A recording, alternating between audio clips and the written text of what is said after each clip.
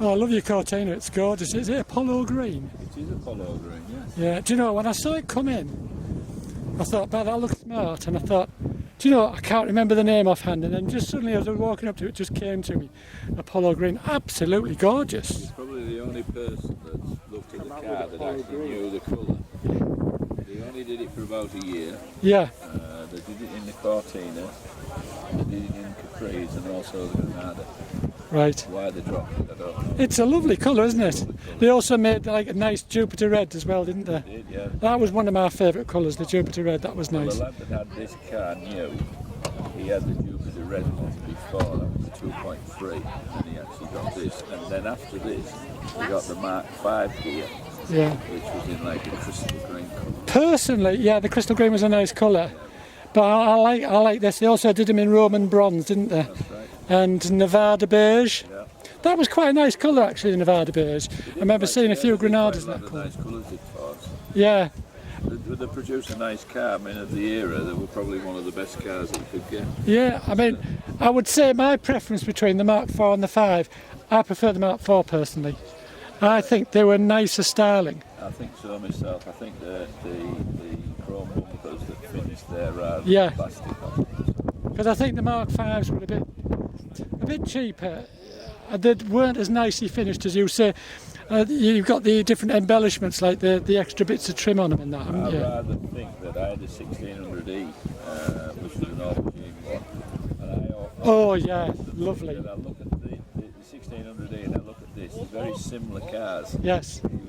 Yeah. And the design Yeah. and so on. They have that kind of little boxy shape. Yeah, but the Mark 5, they were made them out of, was it high strength steel, didn't they? Yeah.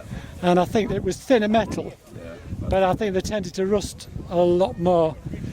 So, have you worn this car long then? I owned it for about 4 years now. And was it like this when you bought it? No. So have you I have quite a bit of restorations under it. have you done it all yourself? Yeah. Other than odd bits and pieces, I mean, a lot of the internal spray work we did, the outside spray work we actually done in a confined area. So did you do the spraying yourself? Or Yeah. You did? We have done a fantastic job. It looks factory finish, better than factory actually. It's nice. The paintwork wants cutting back again. It's settled, so it just wants a bit of, cutting, polishing, which is a job I'll get round to. But I've also done some modifications. The engine standard 2 litre, it's a GT, but I've actually put a Type 9 gearbox, which is the one that uses the Sierra, which is a 5-speed one. All right. Which obviously, More suitable for modern day. yeah, modern day traffic. So. Did it wouldn't have had power steering, did it? Or did it? No. Well, I'm just telling a lie. It was an optional extra. Yeah. I was going to say in those days. I mean, yeah, we had power steering from well, 60s, 70s, late 60s, You know, but it was in its infancy, really, wasn't it? I find there's no problem. All you make sure that the wheels are turning. Yeah. The car is moving before you turn the wheel. Yeah, yeah. Well, when I learnt to drive, you didn't have power steering. You know, we've just become soft, haven't we?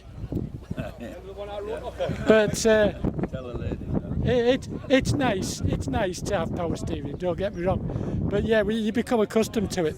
But I think you've done an absolutely glorious job on the work. Well, the inside, the seats have become like baggy and so on, which is a characteristic of the Ford of that era. Yeah, well, it's common of a lot of cars after a certain age, isn't it? So I stripped out all the stitching and so on. I removed all this grip foam from the back, washed it all, and then stuck new strip foam on, and then sealed it all back together again. That was another thing that struck me, how nice the interior was actually. And I've actually made I got some original roofing material inside headlining, and I've made the headlining You've done a fantastic job. The original one was okay, and then until I realised the mice had been up the B post and into where the headlining was, so it kind of perforated areas. So. Well, at least if it hadn't got into your wiring, that's the main thing. Because they can wreak havoc, can't they? Exactly. You were talking about you used to have an aubergine 1600D. I did. When I was at school, in the junior school, I used to be opposite the road was a Ford garage, but alongside the school there was the street. There was a guy who had a brand new 1600D in aubergine, and I remember it so well. What a colour! What a car! It just looked glorious in that colour. It's funny because the guy that had this new, prior to these cars, he had a 1600E, and he had it the same time as mine. And mine had a vinyl roof on, and his didn't, but they were both aubergine. Yeah. And I thought they were all made with the vinyl roof. So did I. But they're not. Right. Well, I didn't know that. It was an optional extra. Do you know? I didn't realise that. Yeah, it's. I think you've done a fantastic job of it. But thanks for taking the time to tell me about it. I appreciate that. It was where the boss in the centre, used to come loose and wear away, and it was advancing and retarding. The valve can was advancing and retarding. When you open the throttle, it would retard, and then you let the throttle off when it goes back into the ignition. It was made out of the tubular accident or something like that. Yeah. That's what it was. Even the It was quite